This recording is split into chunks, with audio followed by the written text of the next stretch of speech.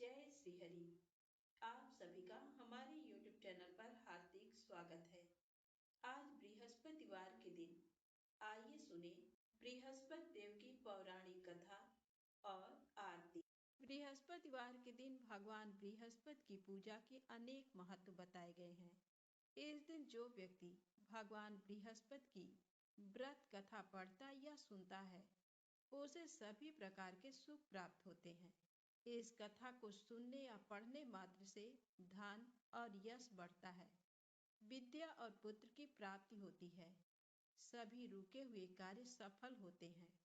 तो प्रेम से बोले बृहस्पति भगवान की जय हो। प्राचीन समय की बात है। भारत में एक राजा राज करता था। वह बड़ा प्रतापी तथा दानी था। वह नित्य प्रति मंदिर में भगवत दर्शन करने जाता था। वह ब्राह्मण और गुरु की सेवा किया करता था। उसके द्वार कोई भी याचक निराश होकर नहीं लौटता था। वह प्रत्येक गुरुवार को व्रत रखता एवं पूजन करता था, गरीबों की सहायता करता था। परंतु ये सब बातें उसकी रानी को अच्छी नहीं लगती थी। वह न व्रत करती और न किसी को एक भी पैसा दान में देती थी। वह राजा से भी ऐसा करने को मना किया करती थी। एक समय की बात है। राजा शिकार खेलने वन को चले गए। घर पर रानी और दासी थी। उस समय गुरु बृहस्पति साधु का रूप धारण कर राजा के दरवाजे पर भिक्षा मांगने आए। साधु ने रानी से भिक्षा मांगी तो वह कहने लगी, हे साधु महाराज, मैं इस दान और पुण्य से तंग आ गई हूँ। इस कार्य के लिए तो मेरे पतिदेव ही बहुत हैं। अब आप ऐसी कृपा करें कि सारा धन नष्ट हो जाए तथा मैं आराम से रह सकूं। साधु रूपी बृहस्पति देव ने कहा, हे देवी, तुम बड़ी विचित्र हो। संतान और धन से कोई दुखी नहीं होता, इसको सभी चाहते हैं। पापी भी पुत्र और धन की इच्छा करता है। अगर तुम्हारे पास धन अधिक है तो भूखे मनुष्यों को भोजन कराओ, प्याऊ लगवाओ, ब्राह्मणों को दान दो, धर्मशालाएं बनवाओ, कुआं, तालाब, बावड़ी, बाग बगीचे आदि का निर्माण कराओ तथा निर्धनों की कुंवारी कन्याओं का विवाह कराओ। साथ ही यज्ञ आदि करो। इस प्रकार के कर्मों से आपके कुल का और आपका नाम परलोक में भी सार्थक होगा एवं तुम्हें भी स्वर्ग की प्राप्ति होगी। परंतु रानी साधु की इन बातों से खुश नहीं हुई। उसने कहा, हे साधु महाराज, मुझे ऐसे धन की आवश्यकता नहीं जिसको मैं अन्य लोगों को दान देती फिरूं तथा जिसको रखने और संभालने में ही मेरा सारा समय नष्ट हो जाए। साधु ने कहा, हे देवी, यदि तुम्हारी ऐसी ही इच्छा है तो जैसा मैं तुम्हें बताता हूँ तुम वैसा ही करना।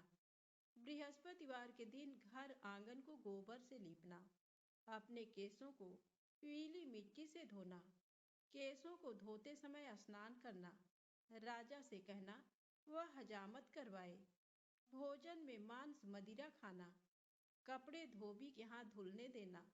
इस प्रकार 7 बृहस्पतिवार करने से तुम्हारा सारा धन नष्ट हो जाएगा। ये कहकर साधु महाराज रूपी बृहस्पति देव अंतर ध्यान हो गए। रानी ने साधु के कहने के अनुसार 7 बृहस्पतिवार तक वैसा ही करने का विचार किया। साधु के बताए अनुसार कार्य करते हुए केवल 3 बृहस्पतिवार ही बीते थे कि उसकी समस्त धन संपत्ति नष्ट हो गई। भोजन के लिए दोनों समय परिवार तरसने लगा तथा सांसारिक भोगों से दुखी रहने लगा। तब राजा रानी से कहने लगा कि हे रानी, तुम यहाँ पर रहो, मैं दूसरे देश को जाता हूँ, क्योंकि यहाँ पर मुझे सभी मनुष्य जानते हैं, इसलिए मैं यहाँ पर कोई काम नहीं कर सकता। मैं अब परदेश जा रहा हूँ, वहाँ कोई काम धंधा करूँगा, शायद हमारे भाग्य बदल जाए। ऐसा कहकर राजा परदेश चला गया। वह वहाँ जंगल से लकड़ी काट कर लाता और शहर में बेचता। इस तरह जीवन व्यतीत करने लगा। इधर राजा के बिना रानी और दासी दुखी रहने लगी। किसी दिन भोजन मिलता और किसी दिन जल पीकर ही रह जाती। एक बार जब रानी और दासी को 7 दिन तक बिना भोजन के रहना पड़ा तो रानी ने अपनी दासी से कहा, हे दासी, पास ही के नगर में मेरी बहन रहती है। वह बड़ी धनवान है। तू उसके पास जा और कुछ ले आ, ताकि थोड़ी बहुत गुजर बसर हो जाए। दासी रानी की बहन के पास गई। उस दिन गुरुवार था और रानी की बहन उस समय बृहस्पतिवार व्रत की कथा सुन रही थी। दासी ने रानी की बहन को अपनी रानी का संदेश दिया, लेकिन रानी की बड़ी बहन ने कोई उत्तर नहीं दिया। जब दासी को रानी की बहन से कोई उत्तर नहीं मिला तो वह बहुत दुखी हुई और उसे क्रोध भी आया। दासी ने वापस आकर रानी को सारी बात बता दी। सुनकर रानी ने अपने भाग्य को कोसा। उधर रानी की बहन ने सोचा कि मेरी बहन की दासी आई थी, परंतु मैं उससे नहीं बोली, इससे वह बहुत दुखी हुई होगी। कथा सुनकर और पूजन समाप्त करके वह अपनी बहन के घर आई और कहने लगी, हे बहन, मैं बृहस्पतिवार का व्रत कर रही थी। तुम्हारी दासी मेरे घर आई थी, परंतु जब तक कथा होती है तब तक न तो उठते हैं और न ही बोलते हैं, इसलिए मैं नहीं बोली। कहो दासी क्यों गई थी? रानी बोली, बहन, तुमसे क्या छिपाऊं? हमारे घर में खाने तक को अनाज नहीं था। ऐसा कहते कहते रानी की आंखें भर आईं। उसने दासी समेत पिछले 7 दिनों से भूखे रहने तक की बात अपनी बहन को विस्तार पूर्वक सुना दी। रानी की बहन बोली, देखो बहन, भगवान बृहस्पति देव सबकी मनोकामना को पूर्ण करते हैं। देखो, शायद तुम्हारे घर में अनाज रखा हो। पहले तो रानी को विश्वास नहीं हुआ, पर बहन के आग्रह करने पर उसने अपनी दासी को अंदर भेजा तो उसे सचमुच अनाज से भरा एक घड़ा मिल गया। ये देखकर दासी को बड़ी हैरानी हुई। दासी रानी से कहने लगी, हे रानी, जब हमको भोजन नहीं मिलता तो हम व्रत ही तो करते हैं, इसलिए क्यों न इनसे व्रत और कथा की विधि पूछ ली जाए, ताकि हम भी व्रत कर सकें। तब रानी ने अपनी बहन से बृहस्पतिवार व्रत के बारे में पूछा। उसकी बहन ने बताया, बृहस्पतिवार के व्रत में चने की दाल और मुनक्का से विष्णु भगवान का केले की जड़ में पूजन करें तथा दीपक जलाएं, व्रत कथा सुने और पीला भोजन ही करें। इससे बृहस्पति देव प्रसन्न होते हैं।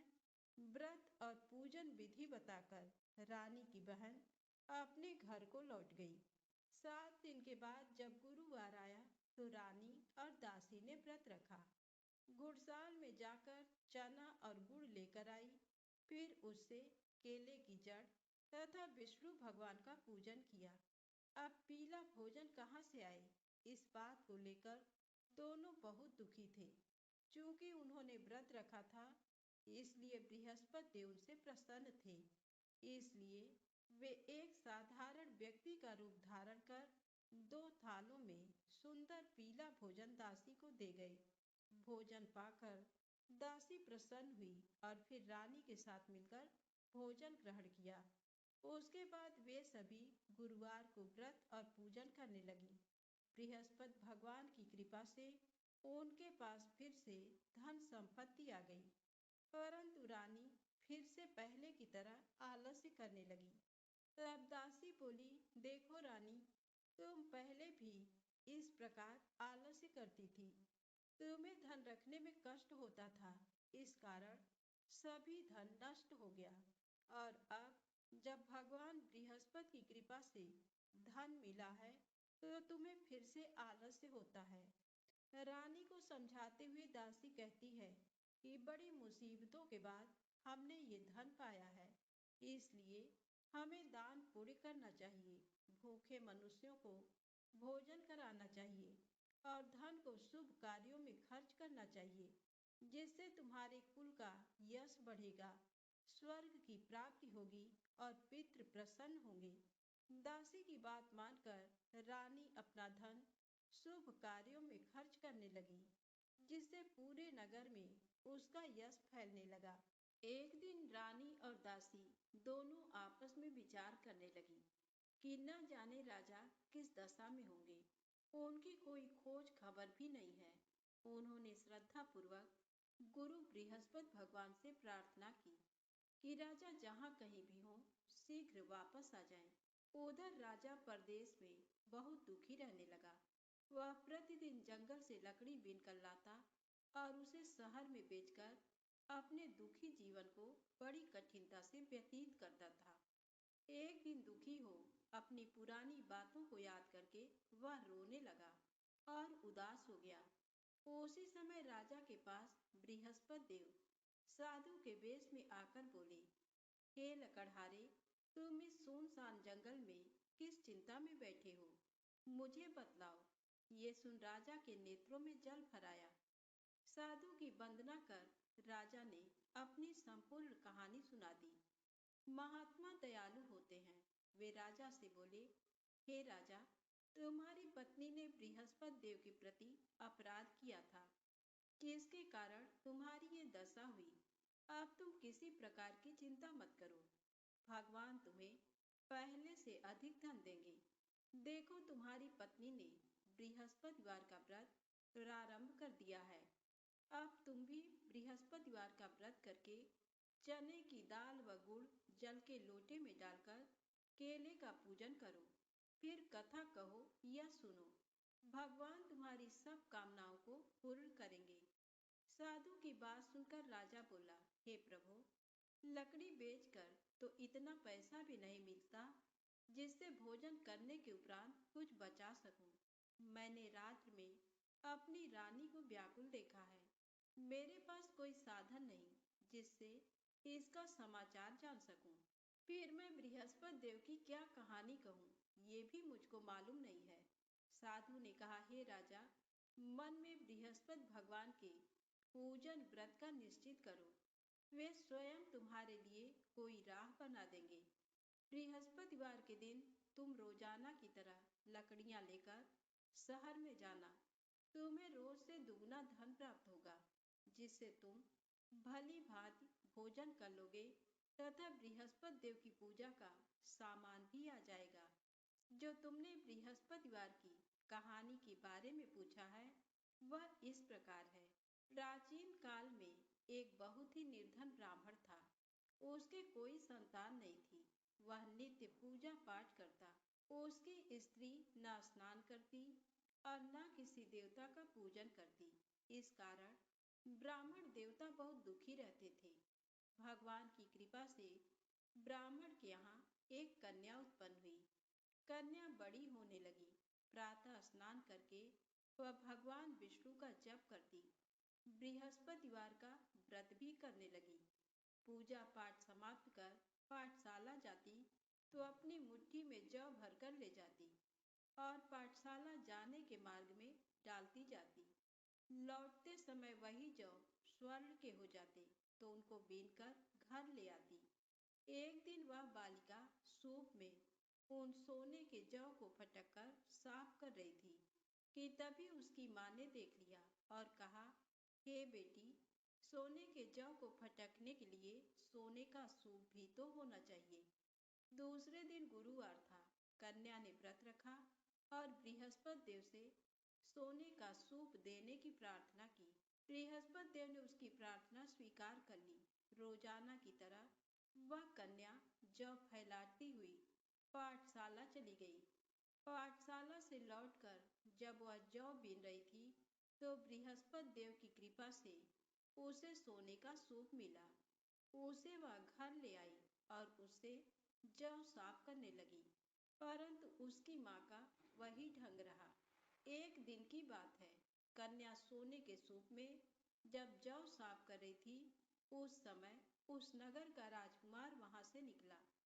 कन्या के रूप को देखकर वह उस पर मोहित हो गया। राजमहल आकर वह भोजन तथा जल त्याग कर उदास होकर लेट गया। राजा को जब राजकुमार द्वारा अन्न जल त्यागने का समाचार ज्ञात हुआ तो अपने मंत्रियों के साथ वह अपने पुत्र के पास गया और कारण पूछा। राजकुमार ने राजा को उस लड़की के घर का पता भी बता दिया। मंत्री उस लड़की के घर गया। मंत्री ने ब्राह्मण के समक्ष राजा की निवेदन किया। कुछ ही दिन बाद ब्राह्मण की कन्या का विवाह राजकुमार के साथ संपन्न हो गया। कन्या के घर से जाते ही ब्राह्मण के घर में पहले की भांति गरीबी का निवास हो गया। एक दिन दुखी होकर ब्राह्मण अपनी पुत्री से मिलने गए। बेटी ने पिता की अवस्था को देखा और अपनी माँ का समाचार पूछा। ब्राह्मण ने सभी हाल कह सुनाया। कन्या ने बहुत सा धन देकर अपने पिता को विदा कर दिया। लेकिन कुछ दिन बाद फिर वही हाल हो गया। ब्राह्मण फिर अपनी कन्या के यहाँ गया और सभी हाल कहा। तो पुत्री बोली, हे पिताजी, आप माता जी को यहाँ लिवा लाओ। मैं उन्हें वह विधि बता दूंगी जिससे गरीबी दूर हो जाए। ब्राह्मण देवता अपनी स्त्री को साथ लेकर अपनी पुत्री के पास राजमहल पहुँचे। तो पुत्री अपनी माँ को समझाने लगी, हे माँ, तुम प्रातः काल स्नान आदि करके विष्णु भगवान का पूजन करो तो सब दरिद्रता दूर हो जाएगी। परंतु उसकी माँ ने उसकी एक भी बात नहीं मानी। वह प्रातः काल उठकर अपनी पुत्री के बच्चों का बचा जूठन खा लेती थी। एक दिन उसकी पुत्री को बहुत गुस्सा आया। उसने अपनी माँ को एक कोठरी में बंद कर दिया। प्रातः काल उसने स्नान आदि करा के पूजा पाठ करवाया तो उसकी माँ की बुद्धि ठीक हो गई। इसके बाद वह नियम से पूजा पाठ करने और प्रत्येक बृहस्पतिवार को व्रत रखने लगी। इस व्रत के प्रभाव से मृत्यु के बाद वह स्वर्ग को गई। वह ब्राह्मण भी सुख पूर्वक इस लोक का सुख भोगकर स्वर्ग को प्राप्त हुआ। इस तरह कहानी कहकर साधु देवता वहां से अंतर ध्यान हो गए। धीरे धीरे समय व्यतीत होने पर फिर बृहस्पतिवार का दिन आया। राजा जंगल से लकड़ी काटकर शहर में बेचने गया।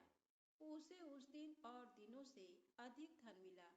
राजा ने चना गुड़ आदि लाकर बृहस्पतिवार का व्रत किया। उस दिन से उसके सभी क्लेश दूर हुए। परंतु जब अगले गुरुवार का दिन आया तो वह बृहस्पतिवार का व्रत करना भूल गया। इस कारण बृहस्पति भगवान नाराज हो गए। उस दिन उस नगर के राजा ने विशाल यज्ञ का आयोजन किया तथा शहर में ये घोषणा करा दी कि कोई भी मनुष्य अपने घर में भोजन न बनावे, न आग जलावे। समस्त जनता मेरे यहाँ भोजन करने आवे। इस आज्ञा को जो न मानेगा उसे फांसी की सजा दी जाएगी। इस तरह की घोषणा संपूर्ण नगर में करवा दी गई। राजा की आज्ञा अनुसार शहर के सभी लोग भोजन करने गए, लेकिन लकड़हारा कुछ देर से पहुंचा। इसलिए राजा उसको अपने साथ घर लिवा गए और ले जाकर भोजन करा रहे थे तो रानी की दृष्टि उस खूंटी पर पड़ी जिस पर उसका हार लटका हुआ था। वह वहां पर दिखाई नहीं दिया। रानी ने निश्चय किया कि मेरा हार इस मनुष्य ने चुरा लिया है। उसी समय सिपाहियों को बुलाकर उसको कारागार में डलवा दिया। जब लकड़हारा कारागार में पड़ गया और बहुत दुखी होकर विचार करने लगा कि न जाने कौन से पूर्व जन्म के कर्म से मुझे ये दुख प्राप्त हुआ, और उसी साधु को याद करने लगा जो कि जंगल में मिला था। उसी समय तत्काल बृहस्पति देव साधु के रूप में प्रकट हुए और उसकी दशा को देखकर कहने लगे, अरे मूर्ख, तूने बृहस्पति देव की कथा नहीं करी, इस कारण तुझे दुख प्राप्त हुआ है। अब चिंता मत कर। बृहस्पतिवार के दिन कारागार के दरवाजे पर 4 पैसे पड़े मिलेंगे। उनसे तू बृहस्पति देव की पूजा करना, तेरे सभी कष्ट दूर हो जाएंगे।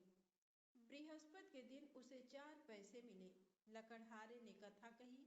उसी रात को बृहस्पति देव ने उस नगर के राजा को स्वप्न में कहा, हे राजा, तुमने जिस आदमी को कारागार में बंद कर दिया है वह निर्दोष है। वह राजा है, उसे छोड़ देना। रानी का हार उसी खूंटी पर लटका है।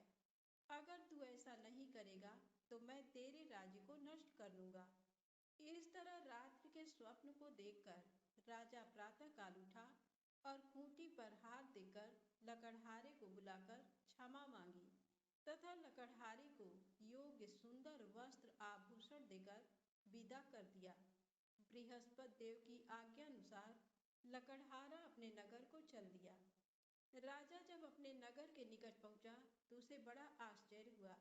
नगर में पहले से अधिक बाग, तालाब, कुएं तथा बहुत सी धर्मशाला, मंदिर आदि बन गए हैं।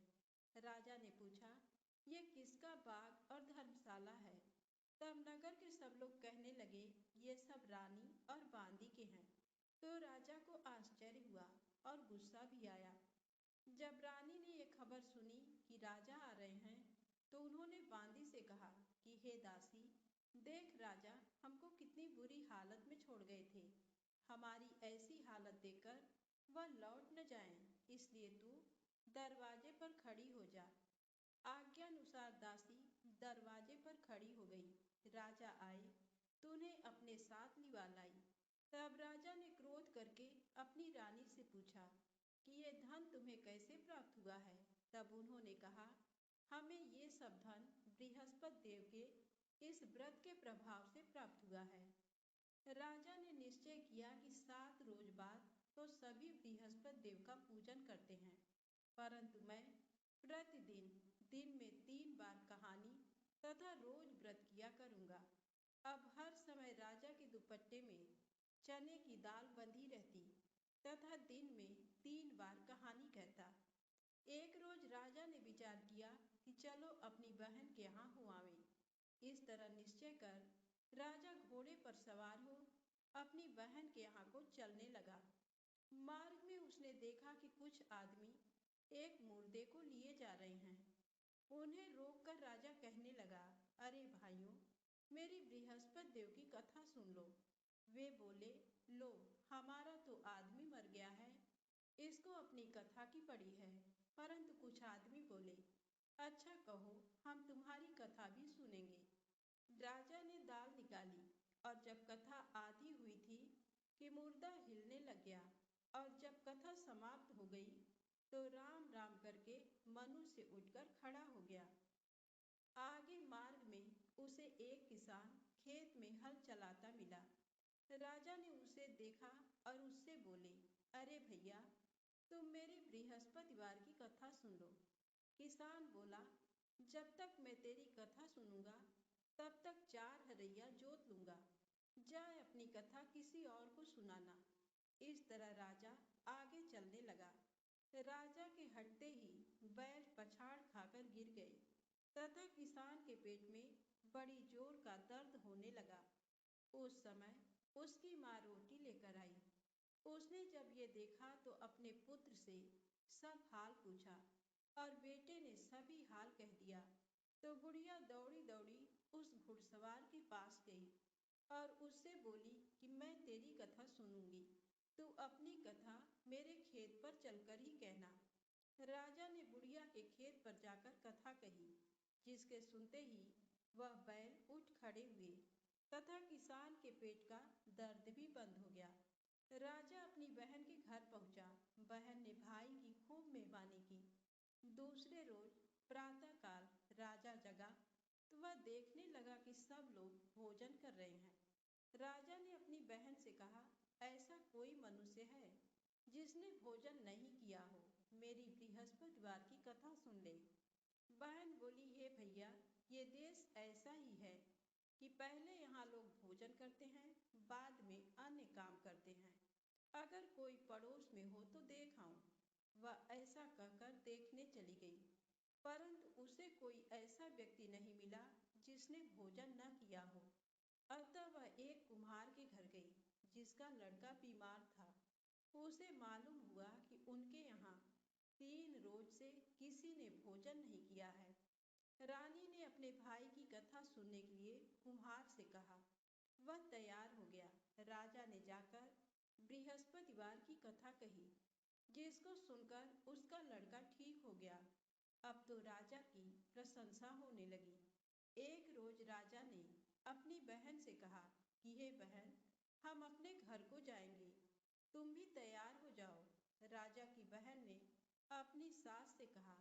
सास ने कहा, हाँ चली जा, परंतु अपने लड़कों को मत ले जाना, क्योंकि तेरे भाई के कोई औलाद नहीं है। बहन ने अपने भैया से कहा, हे भैया, मैं तो चलूंगी, पर कोई बालक नहीं जाएगा। राजा बोला, जब कोई बालक नहीं चलेगा तब तुम ही क्या करोगी? बड़े दुखी मन से राजा अपने नगर को लौट आया। राजा ने अपनी रानी से कहा, हम निर्वंशी हैं, हमारा मुंह देखने का धर्म नहीं है और कुछ भोजन आदि नहीं किया। रानी बोली, हे प्रभु, बृहस्पति देव ने हमें सब कुछ दिया है, वह हमें औलाद अवश्य देंगे। उसी रात को बृहस्पति देव ने राजा से स्वप्न में कहा, हे राजा उठ, सभी सोच त्याग दे, तेरी रानी गर्भ से है। राजा को ये बात सुनकर बड़ी खुशी हुई। 9वें महीने में उसके गर्भ से एक सुंदर पुत्र पैदा हुआ। तब राजा बोला, हे रानी, स्त्री बिना भोजन के रह सकती है, पर बिना कहे नहीं रह सकती। जब मेरी बहन आवे तुम उससे कुछ कहना मत। रानी ने सुनकर हाँ कर दिया। जब राजा की बहन ने ये शुभ समाचार सुना तो वह बहुत खुश हुई तथा बधाई लेकर अपने भाई के यहाँ आई। तभी रानी ने कहा, घोड़ा चढ़कर तो नहीं आई, गधा चढ़ी आई। राजा की बहन बोली, भाभी, मैं इस प्रकार न कहती तो तुम्हें औलाद कैसे मिलती? बृहस्पति देव ऐसे ही हैं, जैसी जिसके मन में कामनाएं हैं सभी को पूर्ण करते हैं।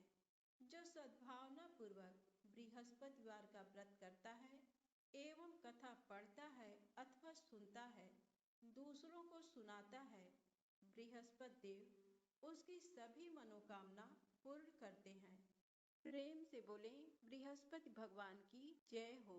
आइए सुने बृहस्पति देव की आरती। ओम जय बृहस्पति देवा, ओम जय बृहस्पति देवा।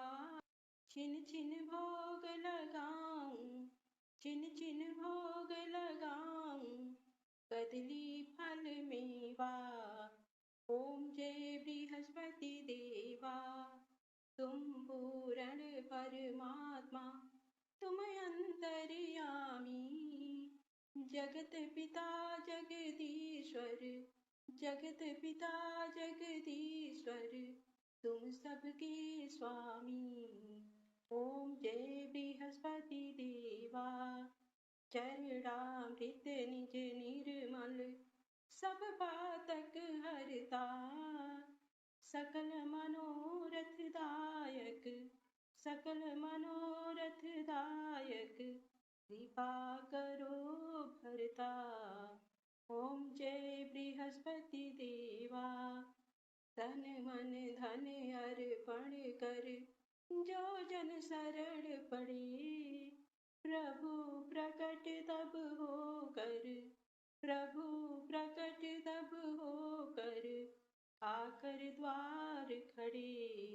ओम जय बृहस्पति देवा, दीन दयाल दयानिधि, भक्तन हितकारी, पाप दोष सब हरता, पाप दोष सब हरता, भव बंधन हारी। ओम जय बृहस्पति देवा, सकल मनोरथ दायक, सब संशय हारो, विषय विकार मिटाओ, विषय विकार मिटाओ, संतन सुखकारी। ओम जय बृहस्पति देवा, श्री बृहस्पति जी की आरती प्रेम से जो गावे, सुख संपत्ति धन वैभव, सुख संपत्ति धन वैभव, सो निश्चय पावे।